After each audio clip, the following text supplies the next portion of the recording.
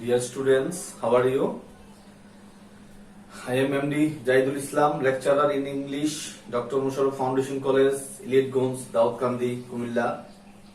I hope you are quite well by the grace of Almighty Allah. Alhamdulillah, I am fine. In my last class, I taught you given phrase and words, its rules and practice, and I also taught you how to answer in the examination hall. And today I will teach you the new grammar, modifiers and its classification, rules, practice, how you answer in the examination hall. আজকে আমরা যে গ্রামারটি পড়ব সেই গ্রামারটি হচ্ছে modifier. তো modifier দুই প্রকার, একটা হচ্ছে প্রি মডিফায়ার আর একটা হচ্ছে পোস্ট মডিফায়ার। তো প্রি মডিফায়ার নাউন বা নাউন ফ্রেজের পূর্বে, প্রি মানে পূর্বে নাউন বা নাউন ফ্রেজের পূর্বে বসে, আর পোস্ট মানে পরে, নাউন বা নাউন ফ্রেজের পরে। যাই হোক, আজকে আমরা পরীক্ষায় যে কোশ্চেন প্যাটার্ন যেভাবে আসবে তা আমরা সেইভাবে উত্তর করার জন্য আমাদের কিছু রুলস পড়তে হবে। তো আমি রুলসে চলে গেলাম।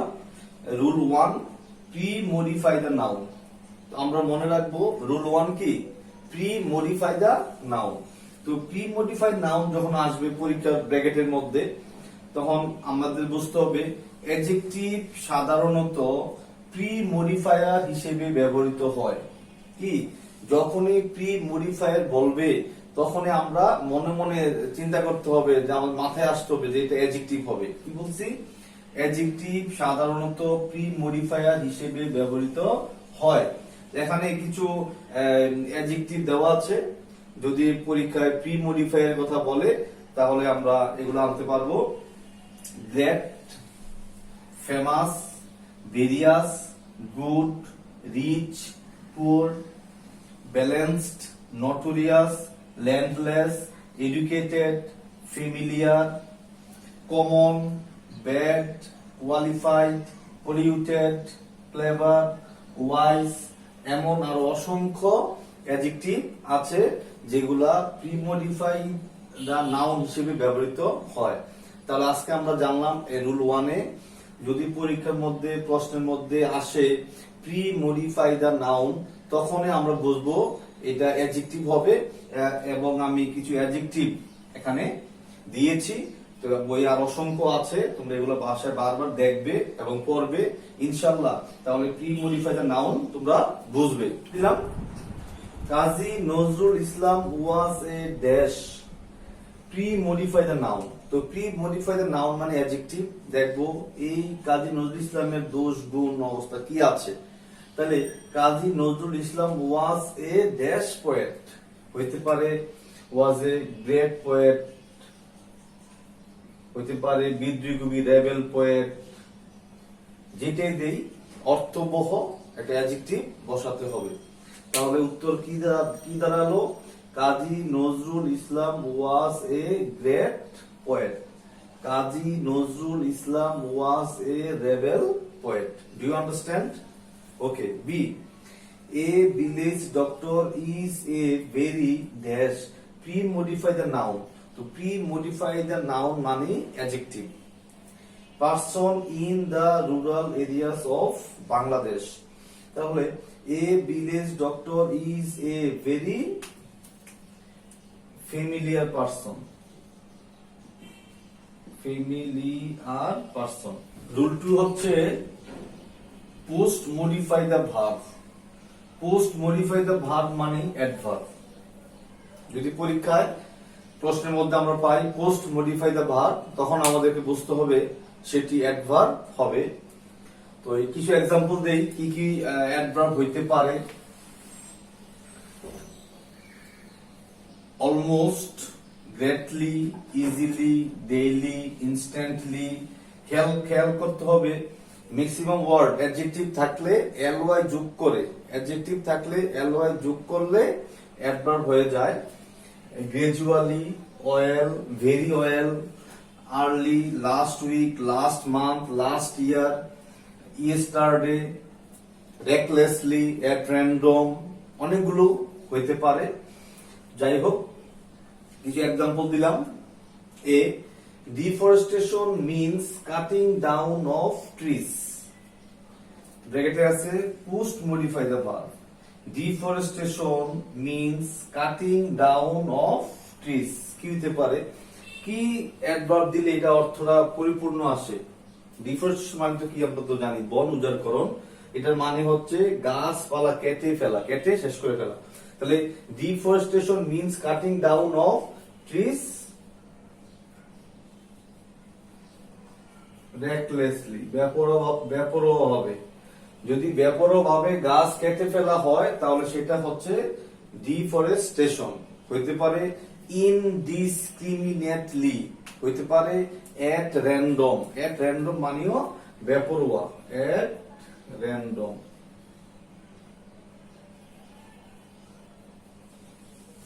B, I had a peculiar experience dash, ব্র্যাকেটে আছে post modify the verb. Post modify the verb মানে adverb, while traveling to Cox's Bazar. তাহলে কি উত্তর হতে পারে? I had a peculiar experience, হইতে পারে লাস্ট উইক, গত সপ্তাহে, হইতে পারে লাস্ট মান্থ, গত মাসে, হইতে পারে লাস্ট ইয়ার, গত বছর, while traveling to কক্সবাজার। তাহলে যখন পরীক্ষায় কোন গ্যাপ থাকবে, গ্যাপের পরে যখন ব্র্যাকেটের মধ্যে থাকবে পোস্ট মডিফাই দ্য ভার্ব, তাহলে আমরা আনবো কি? অ্যাডভার্ব। আর রুল 1 এ যদি বলে হয় প্রি মডিফাই দ্য নাউন, তো প্রি মডিফাই দ্য নাউন বললে আমরা আনবো অ্যাডজেক্টিভ। তাহলে আমরা রুল 3, ইন্টেন্সিফায়ার। যদি পরীক্ষার প্রশ্নের মধ্যে আমি পাই ইন্টেন্সিফায়ার, তখন আমি ইন্টেন্সিফায়ার পাওয়া মাত্র বুঝতে হবে আনসারটা হবে ভেরি। আর অনেক কিছু আছে, আমার এত কিছু জানার প্রয়োজন নাই, আমি শুধু ভেরি বসায়া দিব, তাহলে আনসার হয়ে যাবে। তাহলে ইন্টেন্সিফায়ার মানে কি? Very, VERY, very. একটা এক্সাম্পল দেখি। They became dash, they became dash, ব্র্যাকেটে কি আছে? ইন্টেন্সিফায়ার বা ইউজ ইন্টেন্সিফায়ার থাকবে, dear and friendly to us. যদি ইন্টেন্সিফায়ার আছে তাহলে এখানে আর উত্তরটা হবে very, VERY, very. They became very dear and friendly to us. পরেরটা আসি, রুল 4, আর্টিকেল। আর্টিকেল মানে কি? A and the, তিনটাই আর্টিকেল। যদি পরীক্ষায় আসে ইউজ আর্টিকেল, তখন আমার মাথায় আসতে হবে A and the হবে। তো বাক্যটা পরে আমি দেখবো এখানে A হবে না N হবে না D হবে। এবার আসো রুল 5। রুল 5 হচ্ছে পসেসিভ। পসেসিভ গুলো কি কি? যেমন my, our, your, his, her, their, its. যেমন ধরো আই থাকলে আমি করি, আমার কাজ। ইউ, তুমি করো, তোমার কাজ।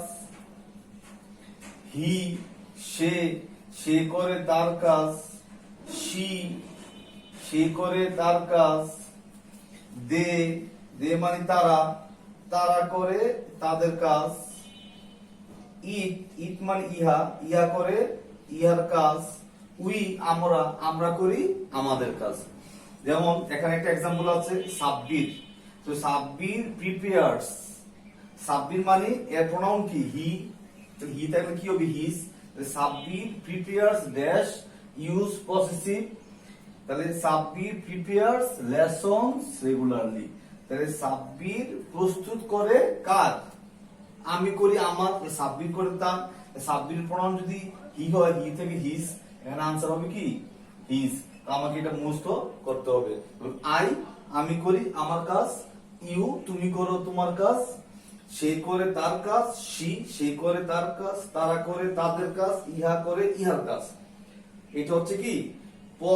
পসেসিভ। তো এই 5টা নিয়ম ভাষায় ভালোভাবে দেখবে। আমি আরেকবার বলি, রুল 1 পড়েছি আমরা প্রি মডিফাই দ্য নাউন। তো প্রি মডিফাই দ্য নাউন বললে আমরা আনবো অ্যাডজেক্টিভ। তারপর rule 2, post modify the verb. Post modify the verb বললে আমরা বুঝবো সেটা হবে অ্যাডভার্ব। তারপর রুল 3, ইন্টেন্সিফায়ার। ইন্টেন্সিফায়ার বললে আমরা নিয়ে আসবো ভেরি। রুল 4 আর্টিকেল বলে নিয়ে আসবো এ এন্ড দা। আর রুল 5 পসেসিভ, যে পসেসিভ বললে আমরা নিয়ে আসবো my, your, our, his, her, their, its. যেমন আই মাই, আমি করি আমার কাজ, you your, they their, it its, he his, she her. যদি এখানে সাবমিনে যদি কোনো মেয়ের নাম হতো তাহলে এখানে হইতো হার, যদি এখানে সাবমিনে হইতো দে তাহলে হইতো দেয়ার, যদি এখানে হইতো ইট তাহলে হইতো ইটস, যদি হইতো শি শি এর ইয়া কি পজিটিভ হার, এখানে হইতো her, he his, you your, I my. তাহলে এই সাবজেক্টের উপরে ডিপেন্ড করবে এখানে কোন পজিটিভটা হবে। ওকে।